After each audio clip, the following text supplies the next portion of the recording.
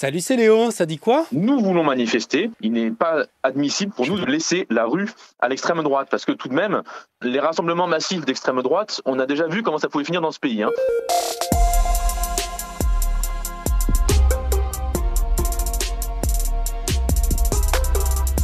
La gauche contre-attaque pendant que Marine Le Pen sera en meeting dimanche à Paris pour dénoncer sa condamnation à 5 ans d'inéligibilité. Ce qui vient de se dérouler est un tel scandale démocratique. La France insoumise et les écologistes appellent à une contre-manifestation, eux aussi dimanche et toujours à Paris. Tu peux d'ailleurs te refaire les sadicois de la semaine pour comprendre l'affaire des assistants parlementaires européens du FN. En tout cas, après le procès, la gauche est choquée par une semaine d'attaque de l'extrême droite contre la justice. Voilà qu'un carteron de procureurs et de juges prétend sortir du droit pour exercer la vendetta du système. Il y a quand même tout un système mafieux le péniste qui a enrichi son parti politique sur le dos du contribuable. Adrien Clouet est député LFI de Haute-Garonne. Et qui, depuis les décisions de justice, lance une campagne qui vise même à terroriser les juges et les magistrats eux-mêmes. Il y a désormais des juges tyrans qui exécutent l'état de droit en place publique. Ça va, ouais, faut se calmer, monsieur. Alors justement, depuis hier, et alors que des juges ont été placés sous protection policière, le Rassemblement national a remis la cravate, un petit coup de peigne pour calmer le jeu.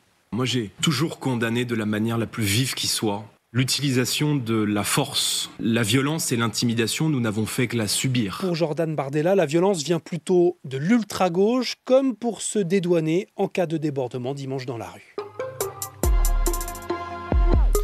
Maintenant, une réussite française freinée dans son élan. Bon, moi, je suis repassé aux cheveux courts, mais tu connais peut-être les secrets de Loli. Ok, on va utiliser les mêmes produits de la même gamme sur 3 textures de cheveux différentes. Mes cheveux ondulés, mes cheveux frisés et mes cheveux crépus. Les tubes fluo de soins capillaires prisés des influenceuses se sont fait leur place ces derniers mois dans les supermarchés et partaient à l'assaut des États-Unis jusqu'à cette annonce. Tellement pathétique. On va leur facturer 20%. Donald Trump qui instaure ses fameux droits de douane sur tous les produits importés aux États-Unis, qu'ils viennent d'Europe, de Chine ou d'ailleurs. Et ça, la fondatrice des Secrets de Loli, Kelly Massol, l'a appris en plein dîner d'affaires à New York. Elle le raconte à ma collègue de France Info, Anne-Livia Tolinki. C'est d'abord le client qui va supporter le coût. Son produit phare va passer de 21 à environ 25 $ aux États-Unis. Elle ne va pas arrêter pour autant ses livraisons, mais elle regarde déjà les autres pays. Ça nous conforte dans l'idée que notre développement est de devenir d'abord le leader en Europe, ensuite d'attaquer le marché des Émirats arabes unis. On va décupler nos marchés actuels. Sauf que ces marchés sont aussi secoués par la guerre commerciale déclenchée par Donald Trump. L'économie mondiale se crispe et beaucoup de projets se mettent donc en pause alors que les bourses paniquent en France, en Allemagne, au Japon, mais aussi aux États-Unis, les Américains pas épargnés. Donald Trump voulait protéger son industrie, mais les prix augmentent déjà dans son pays. L'université de Yale a fait le calcul. La hausse brutale des droits de douane va coûter 3 800 $ à chaque foyer américain. Les calculs sont pas bons, Kevin. En France aussi, on fait attention à son porte-monnaie. La preuve, pour la 3e année consécutive, notre enseigne préférée, devant Leroy Merlin et Decathlon, c'est Action. Petit prix, grand sourire. Le géant néerlandais ouvre un nouveau magasin chaque semaine en France. Et alors tu vas me dire, tant pis pour la durabilité des produits, tant pis pour la planète. Mais ça, le consommateur français, il fait quand même attention. Cette année, Amazon sort du top 10. Ikea perd une place et McDo en perd 5 en 2 ans.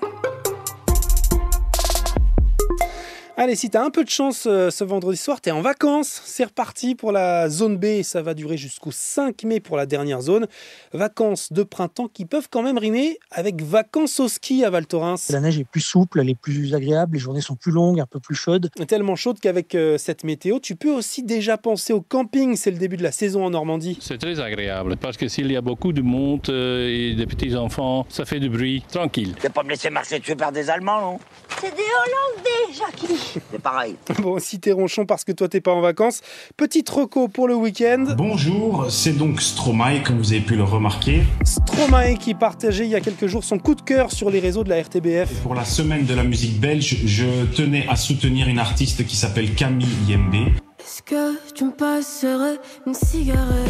Et un des avantages qu'il y a à bosser à Radio France, c'est qu'en partant du bureau hier, je l'ai croisée, cette jeune artiste belge, dans l'ascenseur. On a échangé quelques mots alors qu'elle sortait d'un studio de France Inter. C'est une chanson qui parle un peu de la manière dont on a de se transformer. Je me suis beaucoup travestie pour plaire aux autres et à moi-même et c'est un truc dont j'essaie un peu de me débarrasser maintenant. Ouais. J'ai enfilé une peau en plastique.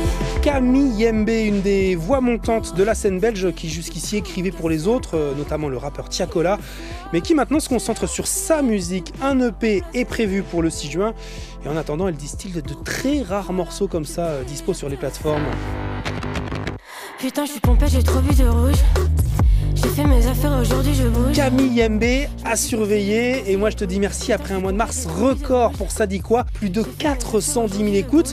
On va chercher les 500 000 ensemble. Partage à tes potes. C'était peut-être pas dit, mais j'en voulais encore. C'était Léo de France Info. Plus de succès, des posters de moi qui font le décor. Allez, ciao. Plus de néant sur ma gueule, est-ce que je le mérite? Moi je suis qu'une homme qui rêve, je ne suis pas de l'élite.